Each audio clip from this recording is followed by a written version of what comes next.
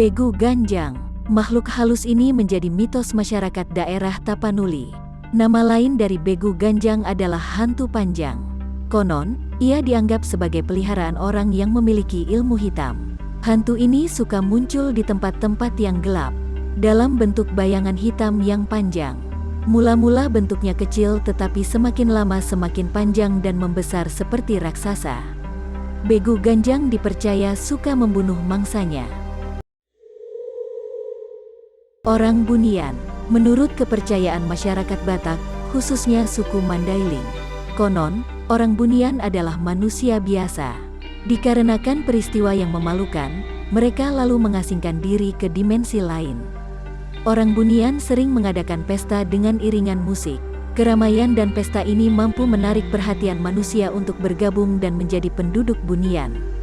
Selain itu, orang-orang juga percaya jika seorang laki-laki tertarik dengan gadis Bunian, maka ia tidak akan pernah pulang lagi.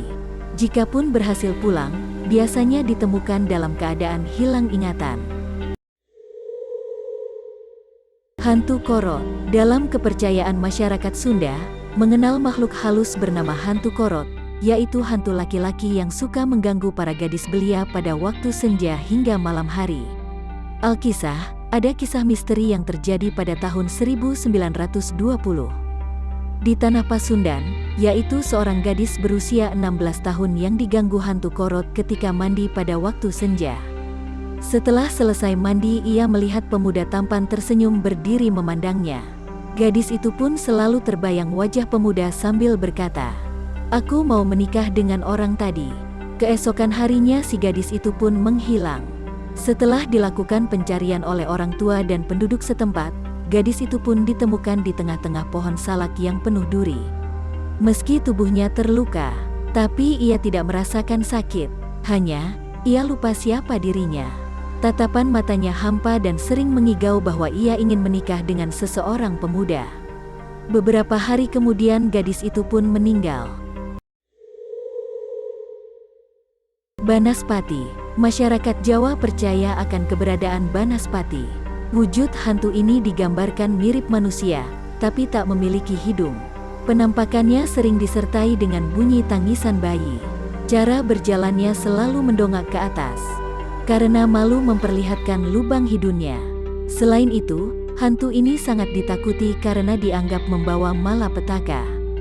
Jadi, jika suaranya terdengar, akan datang suatu bencana. Kemangmang. Hantu ini digambarkan berwujud seekor katak dengan tengkuk membawa api. Kemangmang adalah sejenis makhluk halus yang suka menghisap otak manusia. Konon, api tersebut mampu membakar apa saja dan tidak dapat padam. Tiap kali muncul ke permukaan, api di tengkuknya akan berkobar-kobar. Biasanya, penampakan dirinya terjadi pada malam hari di sekitar kawasan rawa. Babi ngepet. Hantu ini berwujud hewan. Babi ngepet adalah babi hutan atau babi setan dalam mitologi Jawa. Ia merupakan jelmaan dari seorang yang menuntut ilmu hitam. Dalam melakukan ritualnya, yaitu mencuri berupa uang atau perhiasan, ia dibantu oleh orang lain untuk menjaga lilinnya agar tidak padam. Jika lilin padam, pertanda bahwa babi ngepet dalam keadaan bahaya atau kembali ke wujud semula. Menurut cerita, sebelum mencuri, babi ngepet akan mengesekkan tubuhnya ke rumah incaran, entah di dinding, pintu, atau jendela. Tak lama berselang, barang-barang si pemilik rumah, seperti uang, emas, dan perhiasan pun raib dibawa oleh babi ngepet. Jengkot. Menurut legenda, Jengkot adalah seorang pertapa yang ingin mempelajari ilmu untuk hidup kekal. Jengkot digambarkan mirip boneka manusia yang kerdil.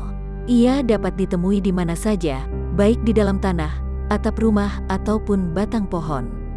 Umumnya, jengkot yang ditangkap telah mengeras dan akan dipelihara oleh ahli paranormal. Ada yang mempercayai bahwa jengkot ini hidup dan menghisap darah, tapi tidak akan bergerak jika ada orang yang melihatnya.